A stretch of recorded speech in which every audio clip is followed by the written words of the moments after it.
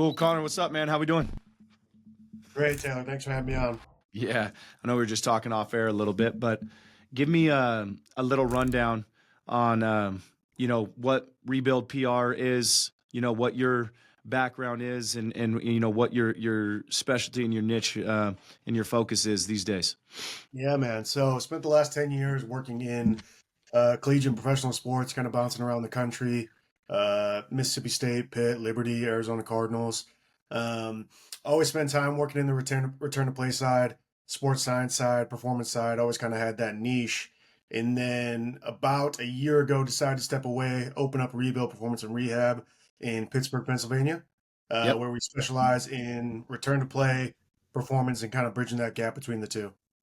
I love it. I love it. What got you into the S&C side of things? In the college world, and what got you into return to play? Maybe was there one injury, or was there something that was like, man, I can't figure this out. I got these guys can't get back on the field, or what got you into the injury side of things? Yeah, so what got me into the strength and conditioning side of things, I played college football like a lot of people, especially in the strength and conditioning side. Super mediocre athlete, always worked hard, always loved training. Played at a small Division II school called University of Sioux Falls. And for me, man, at the start of it, it was just about being a part of something bigger than myself, Yep, right? Like I was always like when I played, that was probably the thing that brought me the most joy. And then I just wanted to continue that, man, right? Like, I think we all had that coach somewhere along the way that kind of was that role model for us or, played that role for us and getting to be a part of that. I was like, well, cool. If I can do that for a living, man, like let's roll. Right. And then in terms of the return to play stuff, man, it was interesting. I spent most of my career in football, American football, and in the university setting, as a lot of people know, listen to this, that there's five full timers, right? You have your head guy, then you maybe have an associate, and then you have three other people that get delineated across different roles. Usually you have a sports science guy, a return to play guy, maybe a nutrition guy, or an administrative guy, so on and so forth. And I'd always kind of fallen into those roles of return to play or sports science. That was kind of always what interests me. cool. And man, just kind of continued to lean into it. I had some really cool cases along the way where it was like, wow, like I get to have a really huge impact on this athlete's career, not just physically, but also as a person. And then also had some personal battles with health along the way that, where I kind of had to, take some of these things and apply them to myself, which was a huge learning opportunity for me. So then, yeah, fast forward 10 years, here we are. I love it. That's awesome, man. That's the traditional strength and conditioning coach background, right? Same thing here. Super mediocre athlete. Always tried Hmm. hard and wanted to figure out a better way, and love coaching. Very Um, much. what is Rebuild PR? What do you guys do there in Pittsburgh? What's your focus? Yeah, man. So right now, just focusing really on return to play. That's kind of Okay, where our bread and butter is made. I would say that's probably 60% of our cases right now. About 40% of that is just general performance training. In terms of what that return to play looked like, it's primarily lower extremity. I don't do a lot of things above the back. That's kind of where I, refer out from there. And then it's primarily end stage return to play. I'll get a couple early post op cases. And I'll get, some injuries, some shorter term injuries, some soft tissue stuff, grade 1, grade 2, grade 3 stuff early on, especially with the lower extremity stuff. But in terms of like the surgical cases, it's a lot of end stage, you know, ran out of insurance. You know how it goes. They got 20 insurance visits with a PT. Those ran out. They got 8 months to go before they're cleared. All right, what do we do? That's kind of where I step in. I love it. Um, why the lower limbs? And I think you just even referring people out, like so many people just say, "Hey, I can do everything," even though if we don't know it, you know what I mean. That's got to build some sort of trust, you know what I mean, where they know if you're referring somebody to somebody else, you kind of have your niche. But why the lower limb, and why'd you go into that?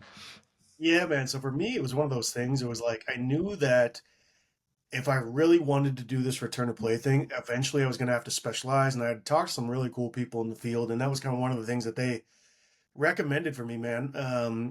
To continue to niche down, right, over time, right. If you think about like experts in the field, there's a lot of great in the return to play side of things. There's a lot of great general practitioners, but if you think about like a lot of the people, they're really like specialists, right? And I thought about like where do I want to go, where do I want to get to, and like I kind of realized like that's what I wanted. So for me, and that's one of the things we'll probably get into in a little bit later on, I was like, man, I love hamstring rehab. Like it's Love it. just one of those things you're really delving into. And I found a passion with it. It gets me up in the morning. And I want to get to a point where like if there's a hamstring rehab, I want to be the guy that people reach out to, right? Sick. Like, Jake Turra's a guy that like if you're having a tendon issue, that's who you need to reach out to, right? If Right. you're having a hip and groin issue, you probably need to reach out to. We're looking to like end a king stuff, right? And I thought about like, okay, well, where do I want to go with my career? And for me, that was it, right? And so for me, now at a point where ours, I kind of being a little bit more on the movement side of things, it just made sense to kind of lean into the lower extremity stuff, especially with the athletes that I have historically worked with. Um, and then to be honest, just the upper body stuff just hasn't really interested me that much. And I've also been really fortunate in Pittsburgh. We have a lot of really good practitioners around here that I can actually refer out to that are a little bit more specific to the upper extremity stuff, especially some guys on the baseball side that are doing some really cool stuff. So just made sense for me. I love it. Um, are you more in-house, like you have your own private facility, or do you do a lot of stuff online? Sorry, this mic is just sitting in a weird spot. I'm gonna move that one. Are you more like in-house, or you have your own facility, or is it 50-50, a lot online, It's been a little bit of everything, man. So it's so funny you say that because I opened my own facility, got a little 1,200 square foot spot about 6 months ago. And from there, it's been kind of hit or miss. But before that, I was working just online. And it was one of those things I'd never really done anything online before, didn't know anything about it, hadn't spent any time on that side of things. And I was like, you know what, man? Like, I need to get some income right now. What if I just do some of this online stuff in the meantime? And didn't really think I would like it. I was like, you know what? We'll just fill the time until I can open up my spot. And man, I've just fallen in love with it. And I would say that's probably where about 50% of my caseload comes from. Is just online people around the world. I've been really blown away by it. It's kind of crazy, man. I've been able to help people in, I think we're up to like 6 different countries now. Jeez. 15 different states. Like it's been really, really cool, man. I've been able to, get support from some really cool people kind of around the world from, some of the content stuff I've been able to share. And it's been able to open up just like so many doors. And what I've realized, man, is that there's just like, there's so many people, athletes, coaches, whatever it is, without just, a lot of the resources I think we take for granted here. That just need help. And it's been really cool being able to kind of lean into that. And so, yeah, I would say right now it's probably 50% in person, 50% online. And, you know, there's pros and cons to both, but enjoying it all. I got to ask you on the business side of things, because Yeah. we've started out with our own facilities. Everything was, more on the performance side of things. It's molded into, the return to play, the reconditioning side of things. But we want to get into the online game. One, because it's hard to put more bodies into the gym. We have two facilities now, working on another one, but it's we don't want to have a decrease of service in here where we have too many people in here. You know what I mean? And we feel like we've all of our like high school athletes that went and played at the collegiate level. We're starting to train remotely and stuff like that. But Mhm. getting like an online presence and stuff like that. But where were your wins? You know what I mean? I'm trying to build our online platform, and I suck at the tech and I suck at the online stuff. Yeah, man. So, I mean, I'll be honest with you. There's a lot better people out there to ask than me. There's some people that have done some amazing stuff and, like, with some of the practical side of things. I mean, honestly, man, I got really fortunate. And it was some of the things that we were talking about out there, but I put out some articles that had done really, really well. They're awesome. Online, and I just had some people reach out to me about those kind of specific injuries, man. And I just always made a point to follow up with those people, develop relationships with those people, and just kind of reaffirm, like, hey, if you ever have anyone else going through this, man, please feel free to pass along my information. And man, it's just kind of spiderweb from there. Hell yeah. I'm trying to say there was like something else of like advertising or like paid ads, which like I really know nothing about. And that's kind of where I refer to like there's some people doing some cool stuff in that area side of things, but for me, man, yeah, I've just been super lucky in terms of like, I worked at a lot of different places. I have a lot of different colleagues. I have a ton of help. I would not be doing what I do now without the help of those people that were just, willing to share my information, whether that's through content or even my contact information. And then just have always made like a strong point of like anybody that I've worked with along the way from the last decade to be like, hey, if I can ever help you out, please let me know. Share my information with anyone that you know. Always following up with those people, and just been super fortunate that's kind of rolled from there. Yeah, if anybody's listening, I think I saw 3 articles of yours with Sportsmith, and all of them are awesome. So if anybody's listening to that, Rob Pacey, go check it out. Uh, Shameless plug.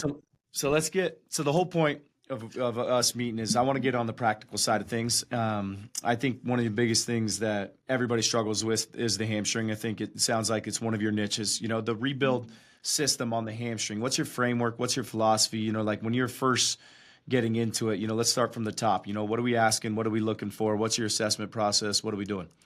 Yeah, so I think for me, it starts out like we'll start global, we'll work a little bit more local. So for me, like I think about rehab as this kind of linear continuum of like restoration, preparation, and realization, right? Love it. And so that's kind of the thing I love about it because I'm one of those people I really struggle if I don't have systems in front of me, right? Like I'm super ADHD, I'm a million miles an hour, I got all these different things going on. So for me, like I love the fact that rehab, for the most part, kind of lives on this linear continuum, right? And then so for me, kind of based off that continuum, I just create objective and subjective, criteria to progress athletes from along, right? So for like short-term injuries, that's going to be a phase 1, 2, and 3. For long-term injuries, that's going to be anywhere from 0 to 6. And then from there, man, we're just building out, themes with each one of those phases, and then exit criteria based on those phases about how do we want to make sure this athlete's ready to progress forward, right? So we have this kind of global system in place, and then from there, man, it's pretty simple. Like in terms of like the overall themes, right? It's general to specific, simple to complex, isolated to integrated, right? And so in the case of a hamstring, for the most part, that's going to be a lot of grade 1s, grade 2s, grade 3s. Haven't had a grade 4 yet, knock on wood. Wouldn't actually hate to get one, but we'll get into that here in a second. But for me, what does that actually look like when a hamstring walks through the door? So the first thing for me is evaluation, right? So I need to get eyes on the hamstring. I need to actually see the muscle. I need to see, is there bruising? Is there any sort of imbalance between the left and the right side? Am I seeing any sort of imbalance between the muscles? Am I seeing, a huge medial set of hamstrings and a really lacking lateral hamstring? And I'm just getting eyes on it, right? And I'm just trying to see, like, okay, what's going on here? From there, I'm just having a conversation with the athlete and I'm basically trying to play detective, right? How much information can I collect on this athlete, right?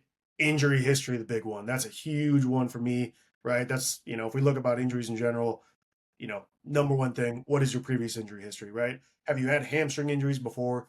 Have you had ankle sprains? Have you had groin sprains or any lower back stuff? Just as much information as I can, right?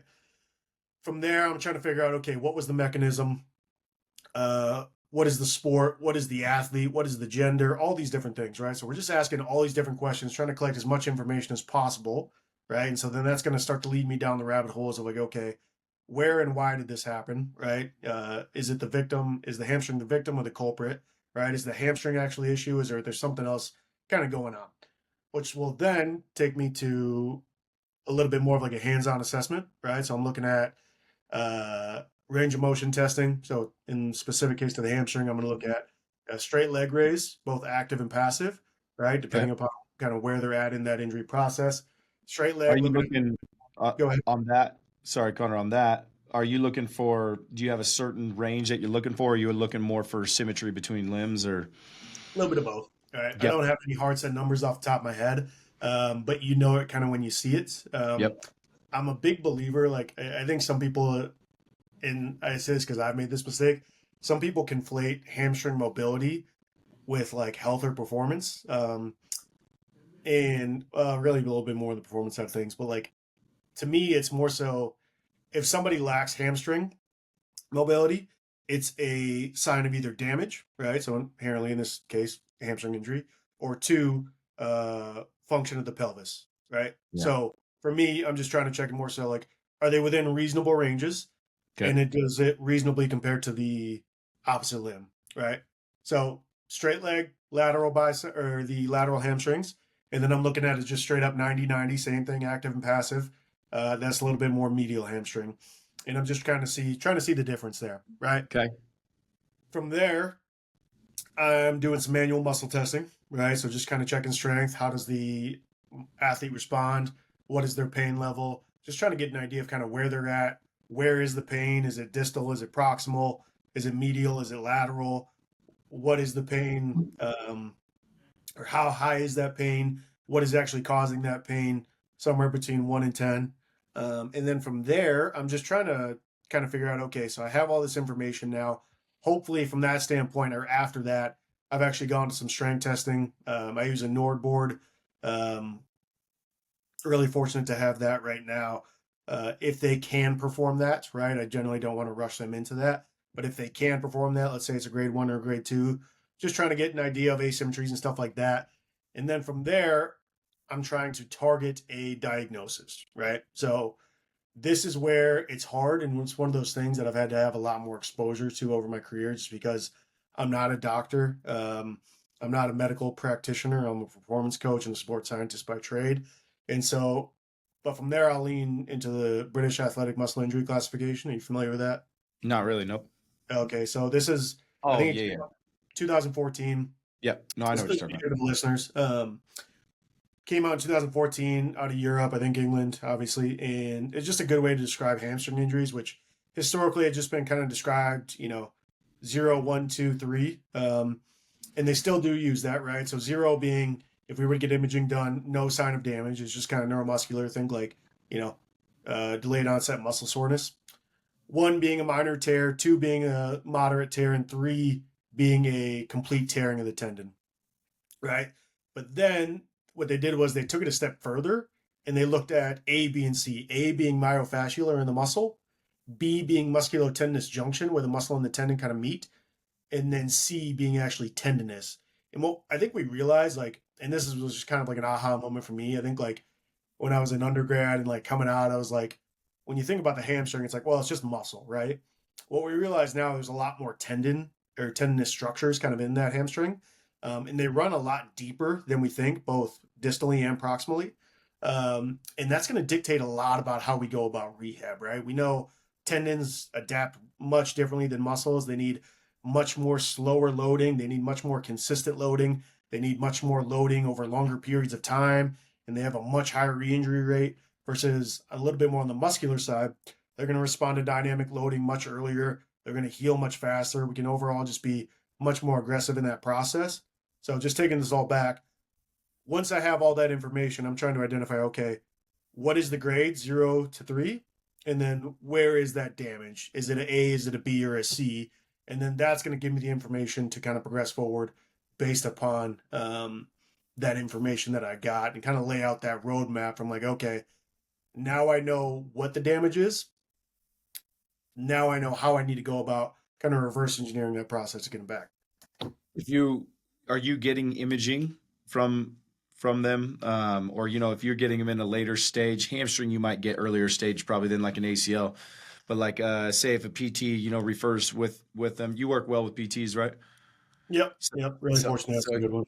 so usually like they'll sit that are they giving you a diagnosis and then you're doing your own to see it? Do you have imaging always, or how do you really identify the difference between the A, B, and C? Yeah. So it's kind of case by case. Naturally, I guess, lower level of the athlete, the less and less prominent that's going to be, right? And it also depends upon the severity of the injury, right? Like, a grade, when it's a complete tear, and in that case, they know they need to get imaging done regardless of the level of the athlete. But a lot of the times, like, if it's a high school, sophomore soccer player that just, kind of tweaked their hamstring, probably not getting imaging done versus like if I'm consulting with a pro, on the other side of the country, they're generally almost always going to have imaging done. They're going to Right. have imaging done no matter what. So it's really case by case. What I would say is I try to avoid bias and I try to go through my own process first, and then I'll look at the information, um, or vice versa. Just trying to get a total picture and avoid, some of that bias that comes with some of those things, and trying to sharpen my own eye. But yeah, it's really case by case. Cool. Cool. Sorry. So now we figured out what it is. Mhm. Now where do we go? I guess what's a common one that you have? Because I know it's case by case. What's one that we see that's pretty common? And then where do we start and how do we attack that? Yeah, so what I would say is like, I want to say it's somewhere around, I'm going to butcher this, but it's approximately somewhere around, I think like 50% of hamstring injuries are going to be somewhere between grade 1 and grade 2. And 80% of hamstring injuries are going to be in the bicep femoris, so those lateral hamstrings, right? So Yep. for people listening, we have semitendinosus, semimembranosus. Those are our quote unquote medial hamstrings. And then we have the lateral hamstrings, which are the bicep femoris long head, right? And then we have the short head, which is the distal connection down closer to the knee, right? Um, and Yeah. Let's 80% of hamstring injuries are going to be on that lateral side. Go ahead. Yep. Yep. Let's dig into the And so, biceps femoris. That's the biggest one. We almost get every kid comes from trainer, PT, somebody like, oh yeah, just, biceps femoris. yeah. So then for me, from there, once I have an understanding of where it is, most of the time it's going to be muscular, which is a good thing, right? Because we know it can be a little bit more aggressive. But again, it's not that different in the sense because they're still along that same continuum, right? So we think day one, let's say I'm generally getting these kids a couple days post op or post injury, and they're coming in. So we're in phase one. We talked about a little bit earlier. That's the restoration phase, right? And so restoration for me, I like to create themes in my head. We're trying to focus on restoring range of motion, reducing pain, reducing inhibition, trying to restore motor control, right? So we're doing a lot of those things, right? So I think generally after we've gone through that whole evaluation process, first thing we're starting out with is just some extensive isometrics, right? We're trying to get that mechanotransduction effect, right? So for me and for people listening, like all that means is that we're just going to do some very, very low intensity extensive isometrics to try to mitigate some of those inhibitions, right? And that's one of those things that I think as a field, we've made some mistakes earlier on where we thought like, okay, we just need to rest. We need to shut it down. Yeah. What we've come to realize is that's where detraining happens. That's where these inhibitions increase and get worse, and they're going to negatively impact the rehab even more so later on. So right now, we're just trying to introduce some sort of low intensity stimulus that is just going to cause that cellular effect of saying, hey, we need to start repairing these tissues. But then also, we're starting to reconnect some of those neural pathways between the brain and the body and saying, hey, we need to turn this thing back on, right? Because that's the biggest issue that I run into is that athletes just rest for way too long. And then it Yeah. just makes it so much harder to get that thing to kick back on and kind of start to restore some of those neuromuscular patterns, right? What are some of your favorite isometrics with the biceps femoris, and like what angle do you have the knee and the hip at on those? Like where do you get the most wins with, minimal pain in those early stages? Yeah, so I mean, like early stages, bad hamstrings. I'm honestly what I'm doing is I'm just laying them prone on the table, and this is like in like a more severe case where like they can't Yep. tolerate much of anything at all, and all I'm doing is having them press up into my hands, right? So they're Yep. just laying on their belly, legs straight, and just press your heels up into my hands. We're always staying below a 3 out of 10 on the pain scale, if not 2 out of Cool. 10, right? So I'm a big believer in like this is what I always tell my athletes: sensation is okay, tightness, I feel it, maybe a tugging, that's okay. Pain is not okay, right? And that's just because in my experience, and this is one of those things you know, I was pretty harder on early in my career of like pain isn't necessarily always the best gauge for what we need to do. But regardless, pain is individual to that athlete. And if they consider something as painful, it's only going to increase those inhibitions even more. So Right. especially in these early stages, making sure that we're staying below those pain thresholds. And we're just going 4 to 8 sets, 30 to 45 seconds, Cool. very, very low intensity, pressing up into my hands, throwing the EMS on them, both sides if we can, trying to stay above and below that injury site. Just a comfortable contraction of like 25 to 45 hertz on that Compax or whatever device that you use. And we're just starting there, right? And then from there, we'll start to get into a little bit more of a progressive, like actual loading protocol, right? So for me, phase one, that's going to look like a long lever bridge. Okay, so imagine shoulders on the box, feet on a box, both legs supporting, EMS on, and we're just holding 30 to 45 seconds, right? What do you get Generally, the EMS at? same thing. I would say it's probably somewhere between, it depends on the device that you use, Is it 45 complex? Yeah, hertz. we use you complex too. You about 45?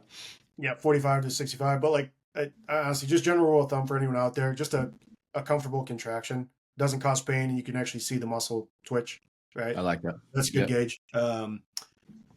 And so we're starting there. So I look at things from the hip and the knee. Okay, so there's a the hamstrings are biarticulate, meaning that it's connected to the hip and it's connected to the knee, right? So it has two functions. It flexes the knee and it extends the hip, right? So for me, that's what I use as a gauge, especially more of a general sense of just progressing these athletes back from a strength loading protocol, right? So for me, the hip dominant progression is that long lever bridge, right, with the double leg, right?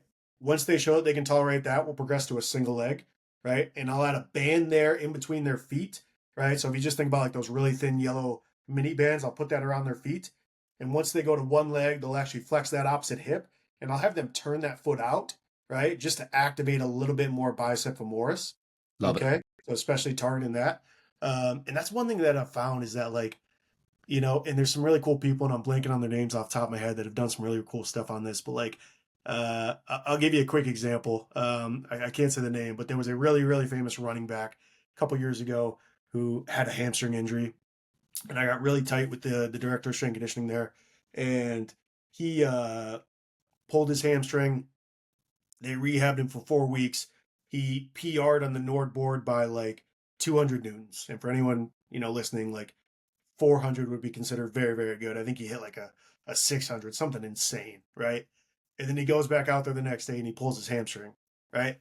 And because what they realized is because that bicep femoris had kind of shut off and had gone into this, fight or flight inhibitory state, the other two muscles had just kind of picked up the slack, right? So the medial hamstrings had just really picked up the slack and gotten way stronger while the injured tissue was still struggling, right? And so all that to say is like, especially during early stages of rehab, my goal is, and like during that long lever glute bridge, how much activation can I get at that injury site, specifically in the bicep femoris? And I'm cueing them and I'm palpating it like, hey, like feel it here, right? Like you may not be able to feel it right now, but just thinking even about it and getting that foot to externally rotate a little bit, I think is extremely valuable. And that's probably where I've seen the most of my success in terms of some of that early stage stuff. I love it. That the thing with that running back, I mean, they're the Mhm. best compensators in the world, right? And they're Yeah, so damn strong that they can pull with two hamstrings better than most of us normal people can pull with, everything that we got. So that's where it is tricky sometimes where they can present well in the weight room or present well in some testing, but then, actually getting into movement in the speed side of things is where it changes. With that, when you're in the early stages and even as you're progressing through, what type of movements are you starting to do? I love that you said, hey, you have specific exit criteria. What are Mhm. you doing to get to that exit criteria on the movement side of things? As you're working your way through it.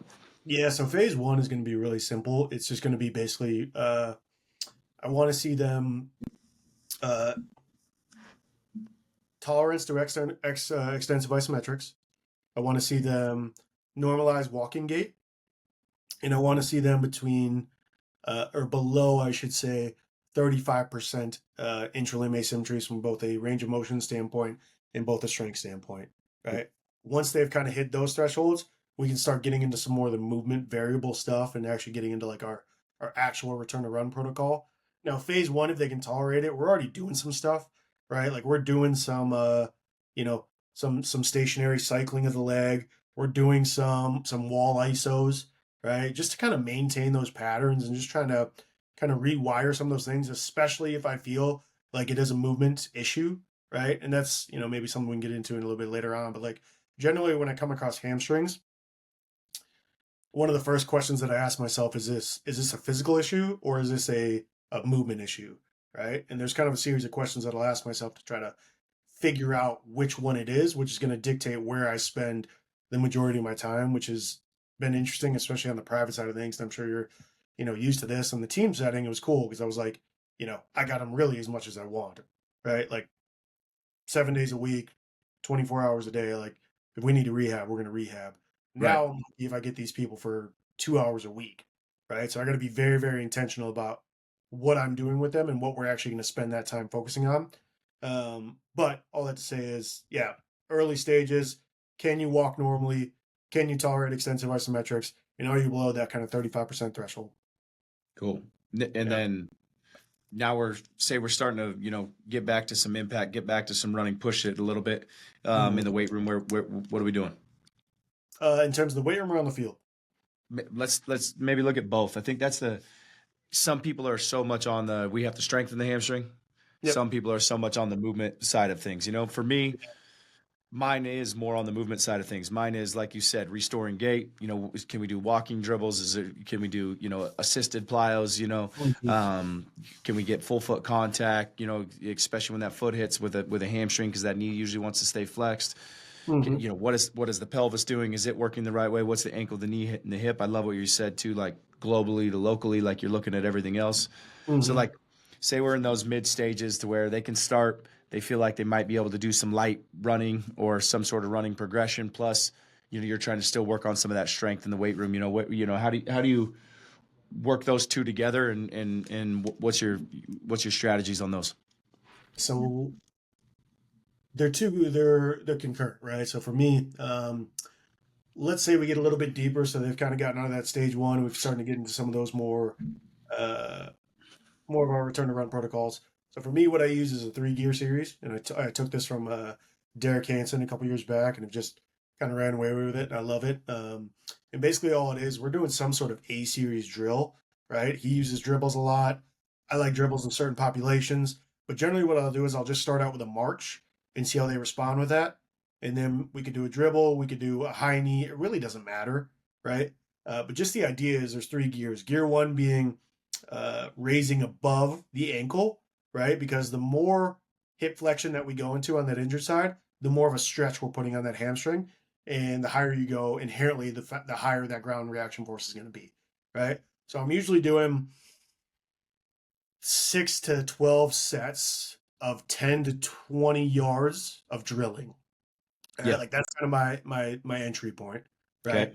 Okay. So from there, I'm just progressing. Like I would say, like most of the times, if especially if this is an athlete that I've worked with a lot, I gravitate towards high knees a little bit more. And so gear one would just be like, okay, stay above that ankle, right? And I'm focusing on vertical torso, good posture at the pelvis, good foot mechanics, landing with that full foot or at least the ball of the foot, and bouncing off the ground, and just trying to see, okay, how do they respond to that? Do they look bouncy off the ground, right? And then kind of just gradually progressing them from there, from ankle to then the calf, right? So we're getting a little bit higher. Ground reaction forces are a little bit higher. That's gear two. That's gear two. Yep. And then gear three would be above the knee, Yep. right? So basically a full range, right? And so once they get through that, if I can get them to a gear two, gear three, then I'm going to start getting into some of our shorter acceleration work, right? And this is again a little bit taking some stuff from Derek Hansen, but I'll start out kind of my entry point for that is a 1 by 6 by 10 yards, 65 to 75% of intensity, right? We'll say 6 out of 10 or 6 to 7 out of 10. Um, just a 10-yard acceleration. And depending upon how they handle that start, right? And this is, if we're talking bicep femoris and the tissue standpoint, they're going to be good with a little bit more of a static start. If Yep. they struggle with that static start, I'll use a skip in or a jog in to have them build up some momentum to mitigate some of that jerk at the beginning, right? And then from there, we're just building out these low accelerations, right? And we're just building out a capacity there. Um, and I love it just because, even at full speed, the highest of your peak velocity that you can hit is like, I think like 75% at 10 yards, right? Even the best athletes and the best accelerators in the world, right? So just building out this volume and this competence of, uh, acceleration work, I found a lot of really good value in, especially in starting to repattern some of these things. And on each one of these reps, I'm tracking pain 1 out of 10, and I'm tracking intensity 1 out of 10. So I'm always asking the athlete on every single rep. So let's say they sprint those 10 yards, they're going to decel for 10 yards. I'll actually have them walk all the way back, and that's going to give me time to say, hey, what was the pain? They'll give me 1 out of 10. Same thing. We want to stay below that 3 out of 10 threshold. If it ever jumps more than 2 points within a session, I know we either need to regress intensity or they've met their tissue capacity for the day. We need to move on, right? We only have so much capacity within any given session. What does this timeline look like for you? So like, I mean, could you progress through this? Is it like, hey, one day we're just going to sit with AMAR? I know it depends on each athlete, but if they can progress, do you keep pushing them to find that limit that day, or is it like an early stage? You know where you're going to cap them. Like what's the time frame to where they make these progressions, and maybe not like in weeks and days, but is it like, hey, felt good, then we'll try the next one the next day, or is it you're going to find their limit each day? What's your philosophy on that? Yeah, so I'm just kind of trying to touch the stove a little bit each day. I'm just trying to see, like, okay, where is it hot? How did they respond?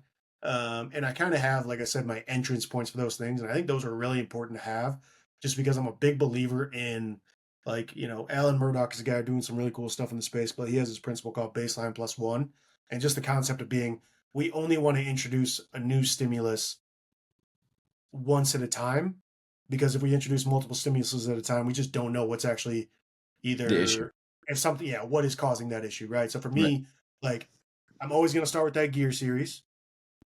I'm always going to start at the ankle, and then I'm going to progress them as I see fit, and then I'm going to check back in 24 hours, really 1 hour, 24 hours, 48 hours in a week. That's a little more neither here nor there. But I all love I it. have to say is, like, I have these entrance points, and I'm at a point now where it's like, okay, I've seen it enough to know, okay, they're good, they're progressing well. I'm seeing them be elastic off the ground. Like, that's one of those things. Like, that's where, like, it kind of comes back to, like, the art versus science piece, right? And it's like, to me, it's more of a craft than anything. And just kind of like getting that experience there. And I couldn't have done this 5 years ago, but I'm at a point now where it's like I've seen it enough, and I can tell, like, okay, like, even though this person isn't exhibiting any pain with, let's say, a gear three, I can just watch them and be like, oh, they're not bouncy right now. They're not popping Right. off the ground.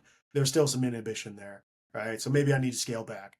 But once I do feel like they're ready to progress, like, that's why, like I said, like that 1 by 6 by 10, 65 to 75%. We'll probably go 6 reps. Um, and it's like, okay, I'll check in the next day. You respond good, cool. Then we're just going to build on it from there. Yeah. I think something that Dan, Paf's helped us with a ton and has helped us with all of our injuries is always like, okay, what's the game intensity and what's the game model that they need to be at, and Mm-hmm. how close can we get to that every single day? So, like, for example, even if you had an ACL post-op 8 weeks, we know they're not sprinting or cutting, Yep.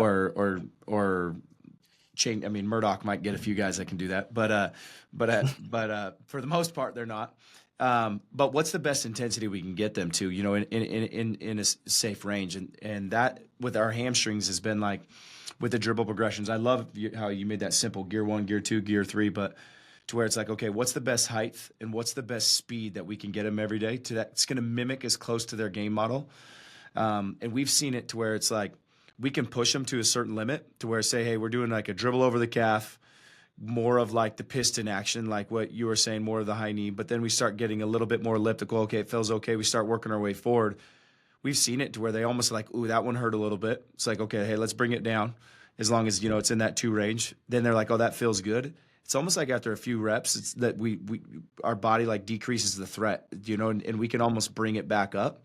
And that art of it is like, where you're just trying to do this to where, the next day the goal is that, you don't go backwards. And that's been, for me, throwing, UCLs, shoulders, whatever it's going to be. It's like, okay, what can we do in that time frame? That's going to be as close to what we're doing in our sport, changing directions, and Mm-hmm. how do we regress that the most to where it might just be walking? Can like you said, restoring walking gait? Can they go heel through their toe? You know what I mean? Mm-hmm. Is the hip, the knee, and the ankle rotating the way it's supposed to rotate? Those have been game changers for us instead of, like you said, the rest protocol, then try to turn it up, or trying to figure those out. And that's where it's kind of shitty with a parent, a PT, or a coach. They're like, where are they at? We're like, this is where they got to today, Yeah. because you don't know exactly where they're at sometimes in that continuum. Yeah. I would say it's such a good point. Like, if I could say one thing that changed kind of my whole outlook on the return to play side of things, it's intensity is the gauge, right? Yeah. Like, for so long, we were so volume focused on just building out capacity and playing it safe. But, like, that is not what sport is. Sport is fast, violent, and chaotic, right? And so for me, like, it only makes sense to identify those high intensity actions, right? And use that as the gauge to progress them back, because that's what I'm preparing them for, right? And so, yeah, absolutely, man. I love it. Okay, now maybe I know we don't have a ton of time with you here, but maybe No, we're good. okay, a couple maybe bridging now what you're doing on the strength side of things. We went through the gear 1, gear 2, gear 3 on the running side of things. What are we doing on the strength side of things? Yeah, so I'll just walk you through the whole strength continuum. So we talked about a little bit earlier of the double leg long lever bridge to the single leg long lever bridge, right? So that's the hip dominant progression. The knee Okay. dominant progression, in the earlier stages would have been a prone, hip flex, heel drive where, they're just laying on their back, hip flex to 90 degrees, heels on a bench, and they're just driving down for an extended period of time. Uh, the progression from the knee would then be to go to a double leg slider. Okay, so just double leg slider. The nice thing about that is they can offset the load on each leg, generally looking for 2 to 4 sets, 4 to 6 reps, 5 count out. The hip dominant progression would then be some sort of staggered stance RDL, right? That's kind of my Okay. go-to right now. I've definitely leaned a lot more into that. And then the progression for the slider would then come back to a single leg eccentric slider, right? And so Are you that's kind of loading that?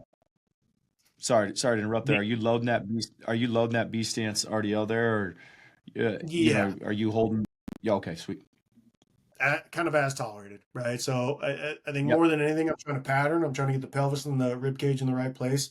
I'm trying to stack the major joints, right? Pelvis, ribs, shoulders, head, and I'm trying to get them to sit posteriorly into that hip, and then from there we'll start to load it.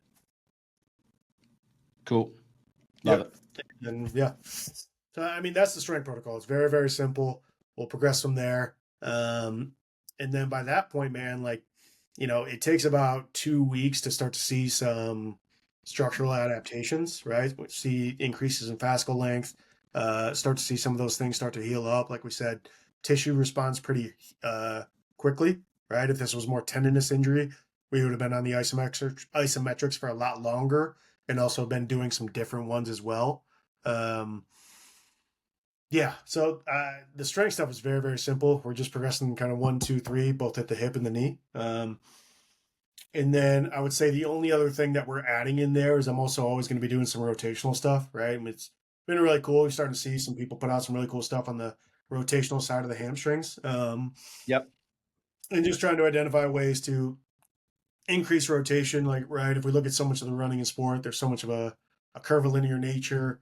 There's so much of a turn torso running. That's where we're seeing so many of these hamstring injuries occur. So just kind of building in some rotational stuff, I've found to be extremely valuable. And there's a million different variations out there. But then yeah, trying to maybe work back a little bit more towards the mechanism of the injury per se, right? So like Okay. if it's more of like a linear sprinting type injury, maybe we'll start to progress. We'll focus on a little bit more of that hip extended stuff, maybe a little bit more of like postural stuff, some box reflex stuff like that. If it's more of a decelerative type of injury, doing some stuff in a little bit more of a hip flexed position, with a little bit more rotation, similar to like some of the stuff that we would see in like a basketball decelerative mechanism for a Yep. hamstring injury. And so just all that to say, trying to get a little bit closer to like what actually caused that injury and kind of connect the dots from there, if that makes sense. So you're almost trying to replicate the movement that did it. Like you're going to have to do that in your sport. How are we going to Boom. try to get to that? Yeah, I love that. That's awesome. Exactly. And then yeah, from the return to run side of things, kind of how that's collaborating there. Like we said, we have our acceleration days, and then I'm actually alternating between high and low days depending upon the sport, Okay. which is some extensive tempo work, 1 by 6 by 100 yards, 65 to 70%. And then we'll just kind of progress that as necessary. And, it's basically funnel periodization of like, we start really general, we're alternating those days, and those days will both start to look more and more like the sport the closer that we get to it. And then from there, my biggest focus is just building density, right? So like we'll go, you know, first week will be like a Monday, Thursday separated by 72 hours. Next week would be a Monday, Wednesday, Friday separated by 48 hours. Next week would be a Monday, Tuesday, Friday. Next week would be a Monday, Tuesday, Thursday. And then we're getting to a straight up high low Monday, Tuesday, Thursday, Friday. Or in super conservative cases, we'll go Monday, Tuesday, Thursday, Saturday. But I'd be lying if I ever said I had that much time with an athlete. I think that right there was gold. I don't think a lot of people share those types of things. Like I think even just that progression, even though you know it so easily, that progression when you're in the field and you only get so much time with them, like that's a tough one to do. When you're working with I'm asking for me on the remote side of things, what do you are you're not able to watch the whole session, I'm assuming, right? Usually. Uh, Case by case, right? So in private cases, what I would say is like where I have an athlete reaching out to me for help one on one. Let's say they're in the off season, or they're just in a situation. Maybe they're on leave, right? Like I get some soccer players that are on vacation or whatever they call it, like holiday, like transitional periods between the pro season or playing with their international club. Um, I will get videos of every single exercise and every single rep, right? But I'm not Okay. watching every single session Yes. live, but I'm Sick. explaining to them my rules of like, hey, this is our pain threshold. This is when you need to cut it off, yada, yada, yada. And I'm being much more conservative just because, how athletes are. Oh, You felt don't. good. Let's let it rip, man. Right. And like, no, that is a recipe for disaster. So yeah, no, it's case by case. And then depending upon like, if it was on the flip side of that where it's like I have a staff coming to me, which has been really, really cool, where it's like, I'll have a soccer club or a football team reach out to me and like, hey, that's a little bit more on the consulting side. And I'm just kind of giving them some guidelines to work with. Okay. Yep. I love it. That's awesome, dude. Well, I think that was huge on the hamstring. I learned a ton right there. I love the way that you progress it. I love even the beginning, what you're looking for, the questions that you're asking for, and how you can simplify that with them. I think it's pretty awesome. I think the hamstring is like you said, one of the most common injuries. I think it's attacked so many different ways. Mm-hmm. We're more on the movement side of things. I love how you kind of, work. I mean, we know strength is a huge deal with it. For me, the biggest thing when we do the strength side of things, like we always, are still working on the strength, but if we have a setback or a soreness or something from there, it's usually coming from the weight room more than it is coming from the running side. And for Yeah. me, what's limiting and playing is the sprint side. Uh-huh. So I loved learning those, how you're progressing those exercises together well. Um, I love it, man. What's the goal for Rebuild PR, man? What's your long-term goal? What are you trying to do? Man, I would love to get to a point in my career where I'm only doing end stage return to play, specifically with the lower extremity stuff, and probably really just dialing into the one injury that I kind of talked about before, which for me is going to be the hamstrings, right? Like I said, I would love to be get to the point where, you know, when Justin Jefferson pulls his hamstring in week 8 of the NFL season, it's like, Let's oh, go. who do we need to call? We need to call Connor, right? Um, and that's kind of a lofty goal, but I'm excited for it. And then for me, man, I really think, man, one thing I've always taken really, really serious is the mentorship piece. I would not be in the situation I'm in with the people, or had there not been the people that have kind of been there for me. So really hoping to kind of continue to build on that. I would love to get to a point where I'm starting a true apprenticeship.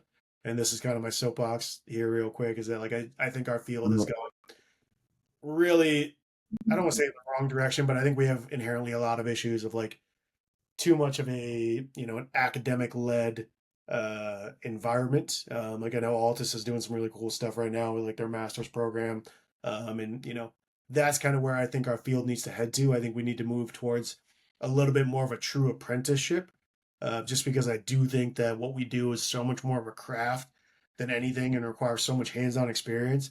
So that is definitely a goal in the next 3 to 5 years. Is I really want to bring on like a well-paid position to where they can spend 3 to 4 years with me before eventually moving on to do their own thing or moving on to that dream gig and kind of continue to build out this return to play niche in the States, right? Like we talked about a little bit earlier, like it's huge overseas, right? In the soccer, rugbies, Australian football, like it's very normal, but it's just not normal here. And I just know that there's a need for it, and I really want to be a part of that, kind of building that community and that niche moving forward here. I love it. That's Yeah, awesome. How about with everybody? Where do they find you? If they need help or they're just looking for information, where do they find you?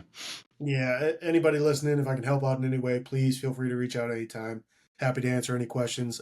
Reach out if you just Instagram is probably where I spend way too much of my time. But just go to Rebuild. I think it's at Rebuild PR underscore. So feel free to DM me there or rebuildperformancerehab.com. Feel free to contact me through there. And I'll be happy to help you out any way I can. I love it. So, Connor, we always finish the episode with a question. The last guest, Zach Zillner, his question for you was, how do you navigate the field of the college strength and conditioning world, or even the professional, just in general? How do you work your way through it? And for you working your way to being full time at Pittsburgh, to be doing some stuff in the NFL, what if you're going to give advice to a young coach? What do you give them? Yeah, so this is the one that I get a lot, which I love when young strength coaches help reach out to me, just because I I did not do enough of that when I was coming out. And this is usually the thing that I give them, man. Once you identify where you want to get to and what exactly it is that you want to do, it becomes so much easier to reverse engineer that process, right? But what I think is that young strength coaches, especially in the collegiate side of things, is they just get so obsessed with getting that next job or getting to that logo or that division or whatever it is that they kind of set themselves up for failure, right? So what I always tell them is like, okay, what is your dream job? Where are you willing to work in the country? What division are you willing to work at? What do you want to make? What sport do you want to work with? Because once you identify those things, man, it's a pretty easy process, right? Like if you want to work in basketball, you're probably going to need to go intern in basketball. Then you're probably going to need to get a part-time in basketball. And then you're probably going to need to, continue to build connections in there. And then maybe you can get a lower level assistant job at a smaller school and then just kind of work your way up the chain from there. But what a lot of people do is they just shotgun approach and they just try to, I apply for every single job that pops up on there. And Yeah, that's just not what's going to be best for your development. And I say that because I was somebody that made that mistake, right? Now, I never had any idea I would be doing this. So, not maybe the best example of my own self, but figure out where it is that you want to go and then just connect the dots about what the next steps are going to look like from where you're at now. And it just becomes so much easier to navigate. I love it. I love it. Okay, then I got to ask you. You got a question for our next guest? What are you leaving them with? Ooh. Ooh, this is one that I got hit with not too long ago that really stumped me. What is one thing that you used to believe that you have completely changed your mind on during your career? I love it. It's awesome. Awesome. Connor, thanks again, man. Today was awesome. And I know it was a quick turnaround, and I really appreciate you coming on this morning. Learned a ton, man. Excited to share it. Yeah, I appreciate it, man. Thanks again. Thanks.